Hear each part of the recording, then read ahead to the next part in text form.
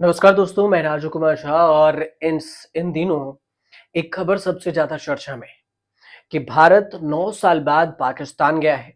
भारत के विदेश मंत्री हैं एस जयशंकर 15 अक्टूबर को शंघाई सहयोग संगठन यानी कि एससीओ में के जो सम्मेलन है उसमें भाग लेने के लिए पाकिस्तान की राजधानी इस्लामाबाद पहुंचे, जहां पाकिस्तान के वरिष्ठ अधिकारियों ने नूर खान एयरबेस पर उनका स्वागत किया। जयशंकर के एससीओ सदस्य देशों के प्रतिनिधित्व के स्वागत के लिए पाकिस्तान के प्रधानमंत्री शहबाज शरीफ द्वारा आयोजित दावत में भी शामिल होने की बात हुई। ऐसे में सवाल सिर्फ पहले ये उठता है कि एससीओ क्या है। आपको ये बता दें कि 15 और 16 अक्टूबर को एससीओ समिट में जयशंकर शामिल हुए और 24 घंटे, 15 को तो हो ही गए, 16 बाकी रह गया। अब उन्हें जो है 24 घंटे से भी कम समय में पाकिस्तान में उन्होंने बिताया। जयशंकर का ये दौरा ऐसे वक्त में हुआ जब भारत और पाकिस्तान के बीच में संबंध अच्छे नहीं हैं। फरवरी 2019 में पुलवामा हमले और उसके बाद बालाकोट एयर स्ट्राइक के बाद से ही दोनों मुल्कों के संबंधों में तनाव है। अगस्त 2019 में जम्मू कश्मीर से अनुच्छेद 370 हटाने के बाद संबंध और भी खराब हो गए। हाल ही में एक कार्यक्रम में जयशंकर ने कहा था कि किसी भी पड़ोसी की तरह भारत निश्चित रूप से पाकिस्तान के साथ अच्छे संबंध रखना चाहेगा, लेकिन सीमा पर आतंकवाद जारी रहने पर ऐसा नहीं हो सकता। एससीओ समिट में भाग लेने विदेश मंत्री एस जयशंकर 9 साल बाद पाकिस्तान पहुंचे हैं। ये पहला मौका है जब भारत के विदेश मंत्री पाकिस्तान की यात्रा पर गए। इससे पहले दिसंबर 2015 में तत्कालीन विदेश मंत्री सुषमा स्वराज पाकिस्तान गई थी। सुषमा स्वराज पाक की राजधानी अफगानिस्तान को लेकर हुई कॉन्फ्रेंस में हिस्सा लेने के लिए पहुंची थी, जबकि कश्मीर मुद्दे और पाकिस्तान से होने वाले सीमा पर आतंकवाद को लेकर दोनों पड़ोसियों के बीच में संबंधों में तनाव बना हुआ है। सबसे पहले यह समझ लीजिए कि एससीओ क्या है। एससीओ अप्रैल 1996 में एक बैठक हुई जिसमें चीन, रूस, कजाकिस्तान, किर्गिस्तान और तजाकिस्तान शामिल हुए। इस बैठक का मकसद था कि आपस में एक दूसरे के नस्लीय और धार्मिक तनाव को दूर करने के लिए सहयोग करना। तब इसे संघाई 5 कहा गया। हालांकि सही मायने में इसका गठन 15 जून 2001 को हुआ। तब चीन, रूस, कजाकिस्तान, किर्गिस्तान, तजाकिस्तान और उज्बेकिस्तान ने शंघाई को ऑपरेशन ऑर्गेनाइजेशन की स्थापना की। इसके बाद नस्लीय और धार्मिक तनाव को दूर करने के अलावा कारोबार और निवेश बढ़ाने पर भी जोर दिया गया। लेकिन 1996 में जब संघाई 5 का गठन हुआ, तब इसका मकसद था कि चीन और रूस की सीमाओं पर तनाव कैसे रोका जाए, जैसे कैसे उन सीमाओं को सुधारा जाए। ये इसलिए क्योंकि उस समय बने नए देशों में तनाव था और ये मकसद सिर्फ 3 साल में ही हासिल हो गया।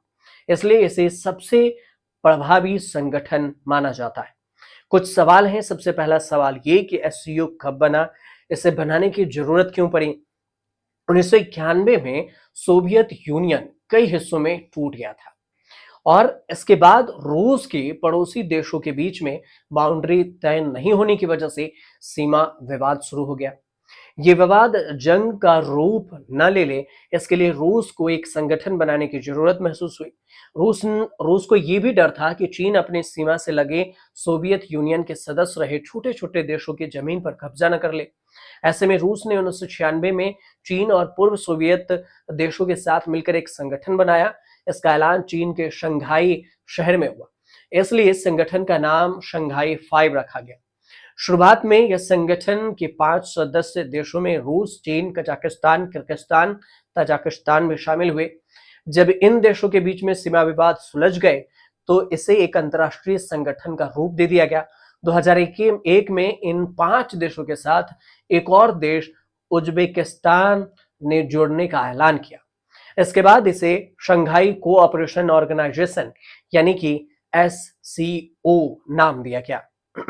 लेकिन अब सवाल ये कि भारत एससीओ में कब और क्यों शामिल हुआ।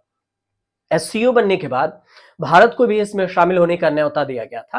हालांकि उस समय भारत ने इसमें शामिल होने से इनकार कर दिया था। इस बीच में चीन ने पाकिस्तान को इस संगठन का सदस्य बनाने की मुहिम शुरू कर दी। इससे रूस को संगठन में चीन के बढ़ते दबदबे का डर लगने लगा। तब जाकर रूस ने भारत को भी इस संगठन में शामिल होने की सलाह दी। इसके बाद 2017 में भारत इस संगठन का स्थायी सदस्य बना और भारत के इस संगठन में शामिल होने की 5 बड़ी वजहें भी मानी जाती हैं। भारत का ट्रेंड एससीओ के सदस्य जो रहा वो देशों के साथ बढ़ता गया और एससीओ देशों के साथ, और ऐसे में इस संगठन से संबंध बेहतर करने के लिए भी जरूरी पड़ी।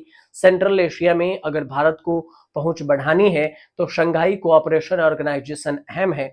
इसकी वजह यह भी है कि इस संगठन में सेंट्रल एशिया के सारे देश एक साथ बैठते हैं। अफगानिस्तान पर अपना पक्ष रखने के लिए भारत के पास कोई दूसरा संगठन नहीं है। अगर भारत को अफगानिस्तान में अपनी भूमिका तय करनी है तो उसे इन सभी देशों के सहयोग की जरूरत है। आतंकवाद और ड्रग्स की समस्या को खत्म करने के लिए भी भारत को एससीओ के देशों से सहयोग की जरूरत है। सेंट्रल एशिया के देशों के को भी इस संगठन में भारत की जरूरत थी। वो छोटे छोटे देश नहीं चाहते थे जिससे केवल चीन और रूस के संगठन में दबदबा बनाए रखे। इसके लिए वो भारत को बैलेंसिंग के पावर के तौर पर बैलेंस करने के लिए इन्हें शामिल भी किया गया। अब अंत में समझिए कि आखिर एससीओ का मुख्य उद्देश्य और काम क्या था। एससीओ देशों ने जब सीमा विवाद को सुलझा लिया तो उनका मुख्य उद्देश्य बदल गया। अब उनका मुख्य उद्देश्य सदस्यों को 3 तरह के एविल यानी कि शैतानों से बचाना था, एविल से बचाना था। अलगाववाद, आतंकवाद और धार्मिक कट्टरपंथ।